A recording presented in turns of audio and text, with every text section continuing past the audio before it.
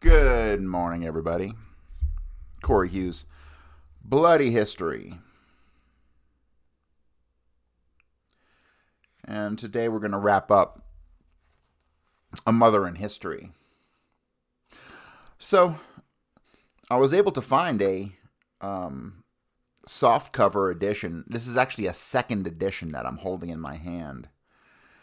I would very much like to find a first edition hardcover, but I don't seem to be able to at the moment. There's a couple books I'd really like to find a first edition of. George de Moornschild's book is up on eBay right now for like $200. It's kind of steep. But I like collecting these old books. The prize of my collection is I have Jack Valenti, his first book, first edition,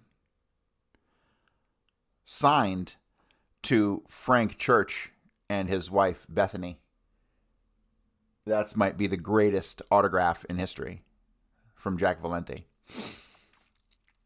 The guy who was looking for the shooter on the knoll had a book signed to him and his wife by the shooter on the knoll. The irony just does not get any fucking better, period.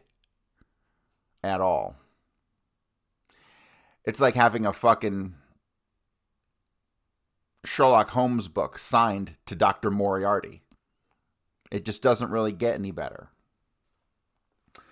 So, today we're going to wrap up A Mother in History, a book by Jean Stafford with her interview of one of the most wretched, fucking disgusting human beings that has graced this planet Earth. So, I'm just going to pick up from where I left off yesterday.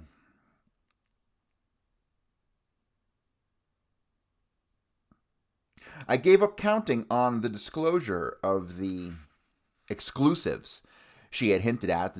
The dynamite did not go off. I didn't date, I heard her tell Dear Reader. My son John said before the commission she didn't have any friends. Of course I didn't have any friends. Why? Because I was a mother. A working mother. When I came home, I had to take care of the house and the groceries and make sure that my children had clean clothes. So what time did I have for friends? I think this is in my favor that I didn't run around with men and drink and deprive my children. I devoted my life to you boys. Well, that's a fucking lie, isn't it? Tried to get rid of them and dump them in the fucking orphanage permanently. And they were like, nope. Throughout the soliloquy, the performer herself sat wrapped, her elbows among her lunch dishes. Although her house was temporarily a fright, she was not. She was wearing a trim green linen suit with a smart white blouse. I had the feeling that except when she was in bed, she was never en deshabille, but was always dressed ready to receive anyone who wished to have the scales removed from his eyes, and that in one of her bureau drawers there was a pile of clean white gloves. It was evident that she knew and cared about clothes. I had heard that she occasionally went to Neiman Marcus to try on coats and dresses. She was one of those women whose eye can go directly to the one appropriate thing on a rack of cheap clothes, who can shop triumphantly in a bargain basement, an outlet store, or a thrift shop. This is an urban gift, but if she had been a country woman, she would have made an unerring selection from mail-order catalog or run up her wardrobe on a sewing machine with a professional result. She would never make the mistake of going for the conspicuous novelty. If she wore costume jewelry, it would not be gauche. If she were to travel with those bands of women that you see in the summer in Europe, her drip dries would do what they are advertised to do and not dissolve or come out irremediably wadded up. Oh, what a word, irremediably. And let me tell you this, if you research the life of Jesus Christ, you find that you never did hear anything about the mother of Jesus, Mary, after he was crucified. And really, nobody was worried about my welfare. Now, when I say I got letters, I mean they are from the public, and they are the only thing that keep me going, and I bless them for it. But I'm talking about my children, my sister, No one. When my son was murdered, no member of the family, no immediate friend came to me and gave me consolation. They didn't want to be involved, you see. You say your nieces and nephews couldn't send a telegram or a note. Your own sons and their wives, but I'm going to be honest with you, not a soul. The tape ended abruptly. The coda was a metallic squawk. How's that? Said Mrs. Oswald, poised, gratified by the ovation she was receiving from beyond the footlights. Oh, how I wish there was more time. I have stories and coincidences by the galore, and things I can prove are not according to Hoyle. If we just had the time, we could write them up and become millionairesses. The first book in the series could be One and One Make Two. She had suggested this title in our first interview, and in the second, I had revised it to One and One Don't Make Two. Possibly they were to be in sequel, 2 volumes, boxed. As she talked, she unplugged the recorders and removed the tapes, but replacing the covers flummoxed her, and she laughed. Let's get our Yankee mechanical genius to work, she said, and made a flirtatious moo. Hurry on now. I want you to see the grave by daylight. I restored the covers and put the canvas overcoats on the machine while Mrs. Oswald went to get my umbrella and her purse. She locked the bedroom door after her, and she double-locked the outer door. Of course, I don't dare keep the really valuable things in the house. They're in storage, insured. But even so, there's plenty here that interested parties could steal, but I can't run the risk. Her Buick Skylark was blue, and new and dapper, as lovingly tended as Whistler's mother. My money from Esquire paid for this, she said. I could have got a lot more for those letters from Lee if I'd held out, but I felt it was my duty to the American people to release them when I did. Her garage was narrow, and her uphill driveway was muddy, and the turn at the top was awkward. She maneuvered the obstacles with skill and aplomb and drove off through the wet streets as if the car were a friend whose company she liked better than any other in the world. I do not drive, and I am an edgy passenger, and I sense incompetence immediately. But I felt safe with this able woman. She respected her property and her person too much to get us in any trouble. I had been wondering from the beginning what she would do with money if a windfall showered her out of the blue, and now I knew at least one place a chunk of it would go, and that would be into the purchase of a high-class automobile with all the fixings. My driver's black limousine was lubberly behind us. Mrs. Oswald said she would like to stop at the post office because quite often she got a good deal of mail on Sunday. Oh, the letters I got at the beginning, people writing to ask for my autograph, and of course at the time I was just a novice. She didn't know any better, and she would give it, but I know now. Hemingway always said, all right, you can have my autograph if you pay for it, and I take the same stand. Funny how Lee Oswald and this Marguerite Oswald are both opining to Hemingway. I'm in luck. I have a note from her, and it is signed Marguerite Oswald, mother of Lee Harvey Oswald. The O is shaped like a heart with a scimitar through it. She came back from the post office empty-handed, but that Mother's Day might have something to do with it, the fact that she had got no letters. I certainly do want to take the opportunity to thank all the people that write me, she said. They write me in connection with what I am doing, and they are the ones that give me the courage to continue in what I believe is right. Our American way of life is my theme. Yes, I know, I said. Did you like New York? Oh, I liked New York. I went there because John Edward was there, and he was in the Coast Guard at that particular time. He was stationed at Staten Island and never moved around, so he and his wife were kind of stable. Of course, I didn't expect to live with my daughter-in-law, but that's where I did go when I first got to New York, until I could find a place in housing. You know, there's housing in New York. I agreed, even though by now I knew that she was not interested in any response of any sort to anything. Then through some friends of my daughter-in-law's, they found me an apartment, and I was delighted. It was 5 blocks from my son's house. But when I went to pay the man, said, well, you have to give $100 under the table. Coming from Texas, not having housing regulations, I didn't even know what he was talking about. He said, well, apartments were very scarce. In order to get this one, you'll have to pay $100 under the table. Of course, I'll never do anything like this. I hurt myself rather than do something like this. It's the principle, let's say. Most people would have thought, I'll just go ahead and pay and be glad to have an apartment, but not me. I think it's just wrong. But then I did get an apartment, and this brings up, and did I like New York or didn't I like New York? Yes, I liked New York just fine. I had to leave because of Lee. He couldn't adjust to New York. It was just so different. Apartment house living and such a mixture of different people, and he was a young boy. He was in these segregated schools, and they called him a rebel, and he was talking about them as a Yankee. I mean, this is a regular trend and nothing abnormal.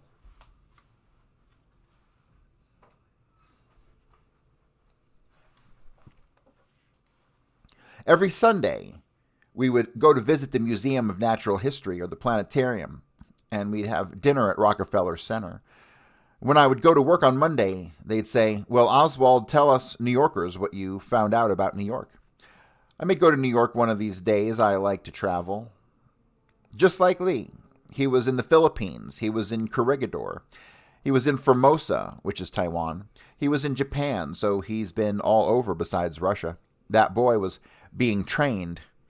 Let me give you an instance of some of the work I've done on him being trained as an agent.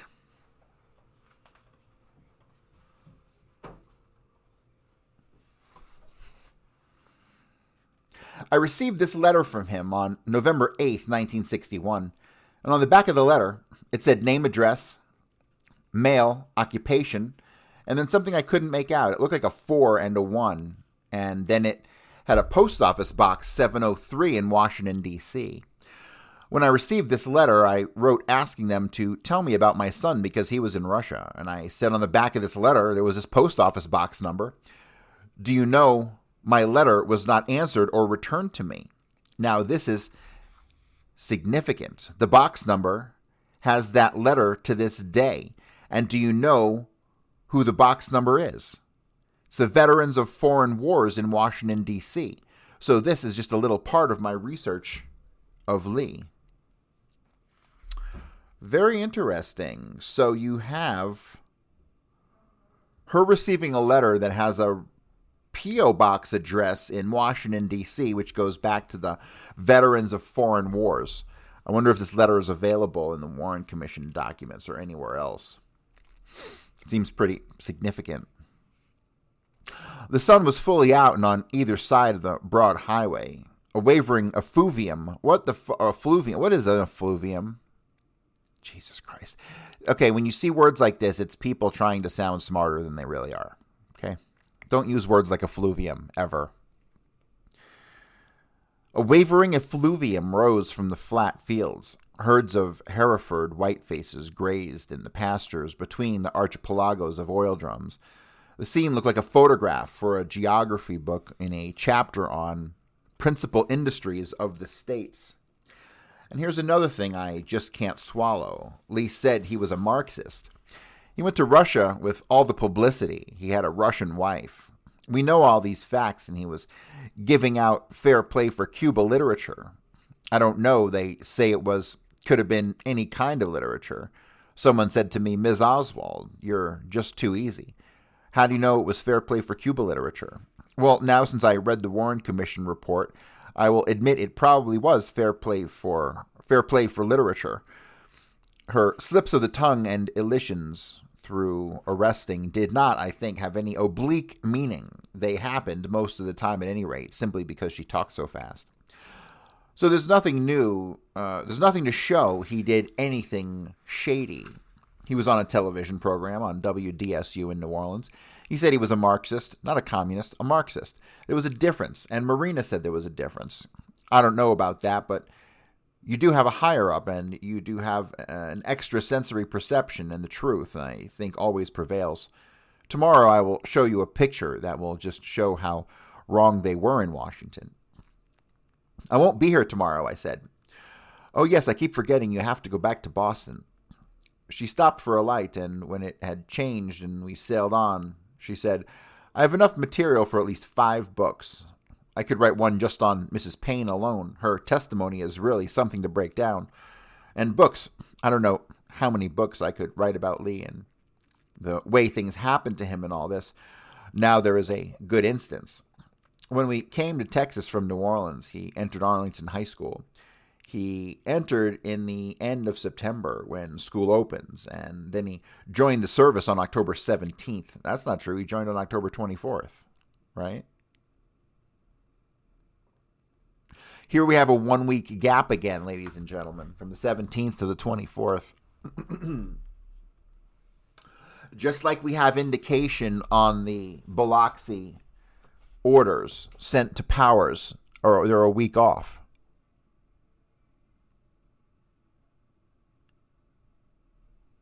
I don't like this week off bullshit. There's something there, and I don't know what it is. He didn't join on the 17th. Every paperwork in the world says he joined on the 24th. So approximately he was in school 4 weeks. Yet there are 3 pictures of my son and one that has him laughing and turning around in the classroom for the yearbook. Now, why pick out Lee Harvey Oswald, you'll say? Ms. Oswald, I don't get the point. Now, the point is how it goes on and on and on and on and on. Lee Harvey Oswald's picture was taken 3 times at Arlington High School. Out of all the boys there. Why? It doesn't make sense. And since I'm not the only one finding these circumstances, I have to wonder. I looked out my window, and to the funny fields I mouthed the words, "Ms. Oswald, I don't get the point." Now this material of mine, we could run it for 2 or 3 years every month in a big national magazine. And after that as a sort of soap opera on radio or even TV. And then there'd be the paperbacks and the foreign translations and so on and so forth. Couldn't you take the summer off and come on down and rent the other side of the house so we could write it all up? I mean, I would give of my time and voice and let you see the work I've done, and we could split the proceeds. She had no time expressed the slightest curiosity about me. And I wondered what she thought I was going to take the summer off from living in Boston. Perhaps I feel quite sure that if one day I had turned up wearing a beard, she would have paid no attention. For some time, I've been aware that a cat was lurking nearby, ready to pounce and get my tongue, and at this invitation he succeeded and took it far away. I could do no more than stammer like a schoolgirl. I don't know. I know a discount house where you could get a hot plate cheap and you could use my icebox, she said. The practical planner working hand in hand with the dreamer. There's that back porch, so we could wander back and forth very informal and relaxed in our house coats if the weather got hot. We could set up all my exhibits on, what do you call them? Sawhorses is what I mean. And buy a couple of tape recorders and we're in business. I don't care about the money. I say money is only good to its use, but I want history to be straightened out. Of course, there is money, too. I gave up my job to come to the rescue, and I only have $2,300 to my name. I tell you, we could make millions, and you could become quite well known. Now we had reached the gate of the cemetery, and she changed her tack. In the voice of a tourist guide, she said, "Like everything else in life, this is divided up into classes. There's a section for the rich people, and some for the very fine people that are buried here, and there is one for the poor people, and then there is one for the middle class. Lee Harvey Oswald is buried in the middle class section, and it should be according to his station in life." The graveyard was deserted. We met no other car, and we saw no mourners as we spiraled up between the granite lambs and marble cherubim. And Mrs. Oswald plaintively remarked on this. If it had been a sunny day, you'd have seen the cars lined up clear to the gates, people coming to see where my son is buried. Then in a moment, round a bend, we did see a car ahead of us at the top of a slight rise. "Now there," she said, "there's somebody after all, even though it isn't such a nice day, and they're coming to see Lee." We stopped directly behind a car which, apple green where it was not besmirched by mud or scabbed with rust, could not have been less than 20 years old. It was long and broad and uncommonly tall, and its rear window was a high, narrow oval through which no human eye could see. It looked as if, when it had been new and probably black, it had been used as a getaway car. Its occupants were slogging through the mud across the road as we opened our doors. They were 5 boys in their late teens, all rangy and similarly long-armed and wearing tall dungarees, dirty t-shirts, dirty sneakers, shaggy, dirty hair. "They're heading straight for Lee," whispered Mrs. Oswald. "Now it's that age I want to reach with my books. The young people, I want to write it all in a way which they'll understand and know the true history." She moved purposely towards bowing on either side of her vassals and her audience, and halted at a grave at the edge of the road. The vile boys stepped back, and she beamed on them beneficently. They quickly fanned out among other graves higher up the slope, but I was conscious of their eyes on us. The small granite stone that marks Lee Harvey Oswald's grave bears only his name and the dates of his birth and death. Surrounding it today were half-drowned yellow pansies. Beside it, resting against a white bracket, was a pale green cross made of styrofoam, the arms of which were wreathed in artificial freesias. A young weeping willow tree grew at the head of the grave, its vulnerable leaves touched quietly by the light, damp breeze. Plastic philodendron, as glossy as snake grass, wound up its trunk. Mrs. Oswald plucked a weed from among the pansies, bent the pliable freesias into more becoming embrace around the cross, brushed off her hands, and gave me one of them to shake. Her mission was efficiently completed. "It turned out to be a right nice Mother's Day after all," she said. "But on some Mother's Day, I think it would be wonderful for the United States to come out and say my son was an agent. It would be wonderful if they would come out in behalf of his family and his mother and say that he died in the service of his country. They're not all powerful, and not everything they do is right. I love the United States, but I don't think just because I was born in it that we're perfect. And I feel that my son Lee Harvey Oswald felt the same way. If he learned those truths from me, I didn't teach him, but if he sensed that was the way I felt, I make no apology for that either. We are not always right, and I feel sure that as Americans we know this, and we will admit it someday. Let's have a little defense of Lee Harvey Oswald. On Mother's Day, let's come out and say that he died in the service of his country." "Is it what you mean by your statement on the little scroll?" I asked. "No comment," said Mrs. Oswald. "I do not comment on my statement." She was curtly official, putting the multiplied me, I was a rude mob of impertinent reporters, in my place. But immediately she was friendly again, perhaps thinking of me as her future collaborator lounging around at ease in my housecoat. "Now, you think what I said about coming on down here for the summer. I'll be happy to cooperate with you. It will be a big deal."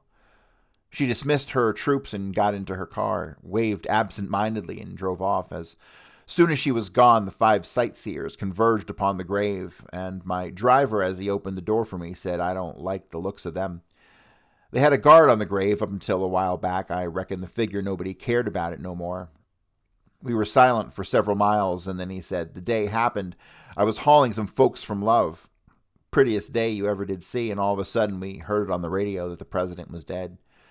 I took this party to their hotel, and then I went out into the country and sat by myself. I never reported back to work till the next morning. Today, as we drove over the road where the motorcade had been hideously halted, bringing the whole world abruptly to a stop, and past the book depository whence the bullets had been fired, I observed, as I had done on each of my trips to and from Fort Worth by this same route, that the physical sight did not accentuate my recollected woe. Indeed, I was instead returned to my own apartment in New York, where, quite by accident, I had turned on the radio and had heard the first inconclusive bulletins.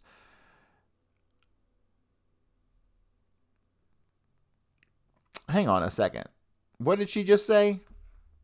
Let me reread this paragraph to make sure I'm not hallucinating here. Today, as we drove over the road where the motorcade had been hideously halted, bringing the whole world abruptly to a stop, and past the book depository whence the bullets had been fired. I observed, as I had done on each of my trips to and from Fort Worth by this same route, that the physical sight did not accentuate my recollected woe. Indeed, I was instead returned to my own apartment in New York, where, quite by accident, I had turned on the radio and heard the first inconclusive bulletins. At other times in my life, I have stood on memorable ground and have directly apprehended experience that heretofore had been once removed, because I only read about it once when I drove inland from the Normandy beaches. I knew for the first time with uncluttered pain what the invasion had been and the deaths along those pretty lanes, and within those pretty gloves of trees of my friends and kinsmen became more than abstractions. But John Kennedy died everywhere, not more in Dallas than in Paris or Calcutta or in my apartment in New York City. Interesting. All right. Then we have an epilogue. I left Dallas the next day in a preposterous storm 5 times as rip-roaring as the one the day before, even for Baron von Munchausen.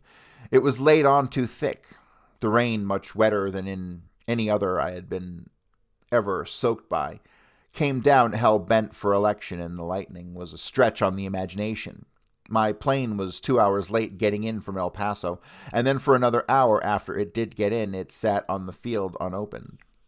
One of the men at the gate told me, "They can't open the doors. If they did, those passengers would get blown right back to the border." He laughed as he said with regional pride, "We were finally allowed to board, escorted by men in the nor'westers and the hip boots, carrying bumbershoot the size of umbrella trees." If you know what the fuck a bumbershoot is, shoot me an email. One of these turned inside out, and the poor fellow who had been handling it was almost lifted off his feet. I would not have been surprised if he'd been swept aloft and had vanished from view as Sinbad was carried away from the Valley of Diamonds by the Rock. I thought of a joke of one of my drivers had told me. A Texan visiting Niagara Falls was asked if there was anything like that in the Lone Star State, and he replied, "No, but we've got a plumber in Houston that can fix it." Just about anything can happen in Texas. While I was in Dallas, I heard of a curriculum for preschool children that included a course in remedial creeping and crawling. Once we were off the ground, the commotion died down as Texas receded. The firmament grew pure. My light to New York was as smooth as sleep, but no matter how gentle an airplane ride is, no matter how consolingly cloudless and empyrean, no matter how reassuring the look of the crew, when I'm in the sky, I meditate on life and death. And now in minute particular, I relived the day in 1963 when the random element in the universe went hog wild. Within half an hour of the final awful bulletin from Parkland Memorial Hospital, New York City was as still as a ghost town. The streets were all but deserted. Traffic was nearly at a standstill. I tried without success to telephone my husband at the New Yorker office. All the telephone lines were jammed, as sometimes they are in a great blizzard. My husband was ill and had been for a long time, and his illness had generated a deep depression. But in the last couple of weeks, he had been sanguine and nearly himself again, and we had resumed the life we'd lived before, of having friends in to dinner or to going out to his favorite restaurants. The night before, we had made a pub crawl to our favorite saloons. That's a typo. I think it should be saloons. To Bleck's and to P.J. Moriarty's and Tim Costello's, and we'd had a good time tonight, Friday. We planned to go to a fight at the Garden. I can't remember who was fighting that night, but it seemed to me it may have been Dick Tiger. In any case, it was someone Joe thought had talent. Everything, of course, was canceled. I recall being shocked. I really don't know why. When I heard that some people went ahead and had the dinner parties they'd planned, it was late in the afternoon when Joe got through to me, and his voice was more despairing than it had been at any other time since he'd been sick. I think I had counted on him to tell me that the news I had heard on the radio wasn't true, that it was some monstrous hoax. and that the whole world of possibilities still lay open to Kennedy. None of us could believe it. I slept very poorly that night, walking often to the knowledge that something dreadful had happened, and not being able at first to remember what it was, and then remembering. Twice during the night I went to Joe's room, and there he was sleeping lightly too, but he could not tell me that I had only been having a nightmare of stupendous violation. For days, we all went about our business like somnambulists. After Joe died, a few weeks later, as I was clearing out his office, I got rid of pounds and pounds of newspapers that he was using in writing his wayward press piece, and the headliners freshly flabbergasted me, and my rage came back. Suddenly, death was larger than life, and suddenly, it was terrifyingly twice as natural.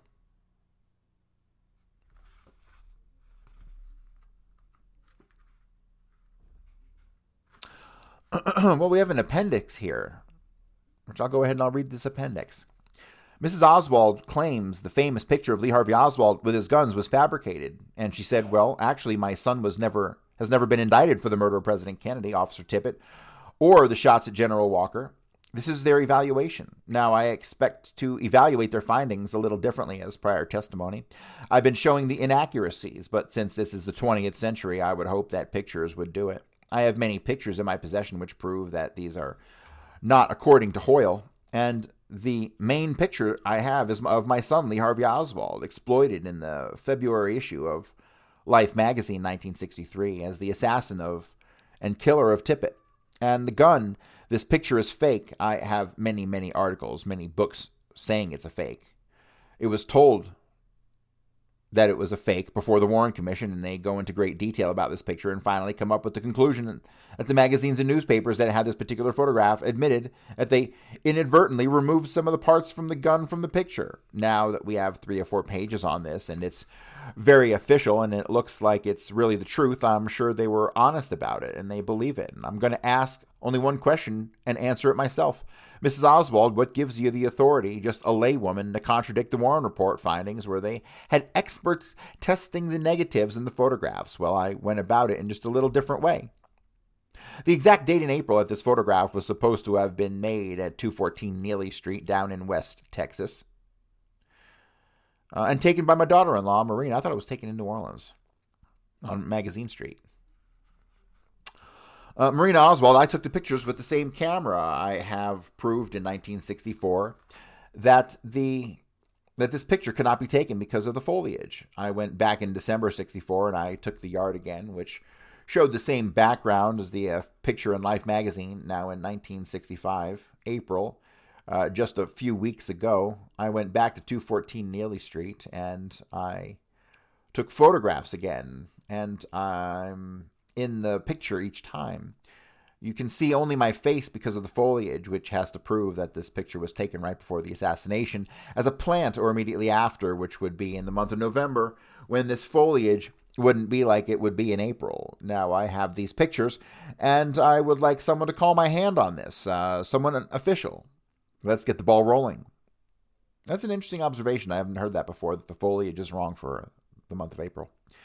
She showed me the photographs of herself amid shrubbery beside a house, but because my recollections of the background in the photograph of Lee were shadowy, I could not be amazed except at the ingenuity and perseverance of her research.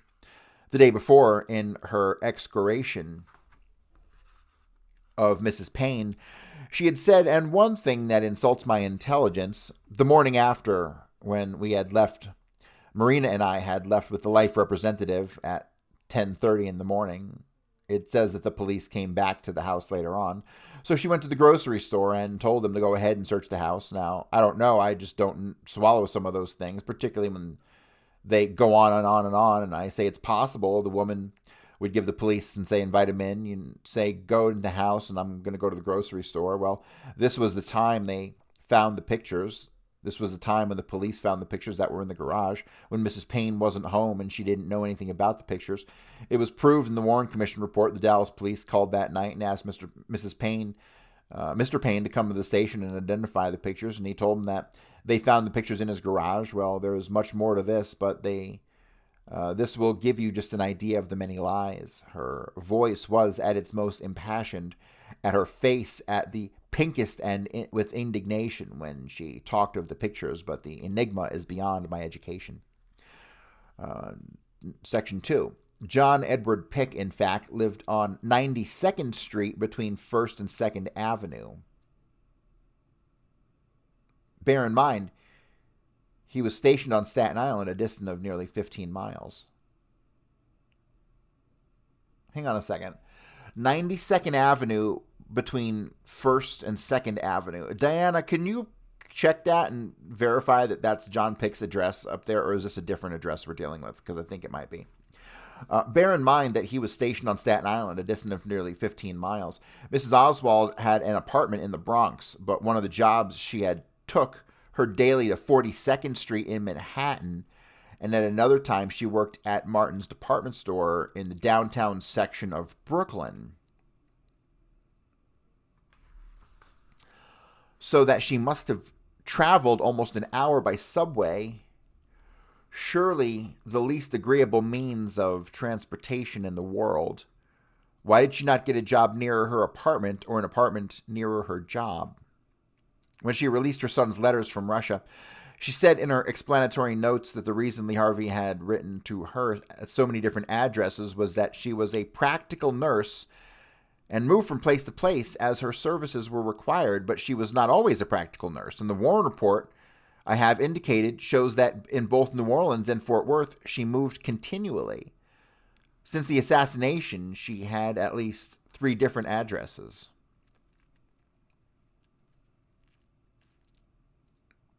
See, Mrs. Jean Stafford is suspicious of this woman and her numerous addresses. Section 3. One day after I had been to Dallas, I was lunching in New York with a psychoanalyst friend of mine and mentioned Mrs. Oswald's saying that Freud had said that if there were no persecution, there would be no persecution complex.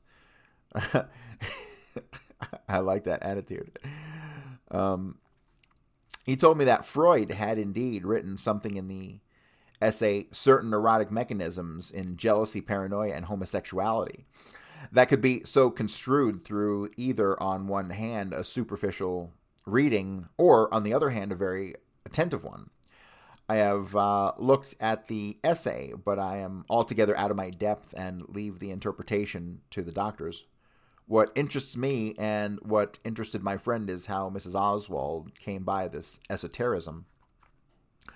Section 4, according to the story that appeared in the New York newspapers, a gun collector named John King claimed that he paid Oswald's widow $10,000 for the Italian army rifle that killed the president and 38 that killed Officer Tippit, and he was suing the government for them. They had been in Washington together with all other evidence accumulated by the Warren Commission, but had then been returned to Dallas, where they were in the custody of the FBI, the Justice Department, and in quite understandable effort to keep the weapons, was being assisted, curiously enough, by the Internal Revenue Service, whose argument was that Oswald falsified papers in buying the guns, and they might thereby be confiscated under the Alcohol and Tobacco Tax Unit.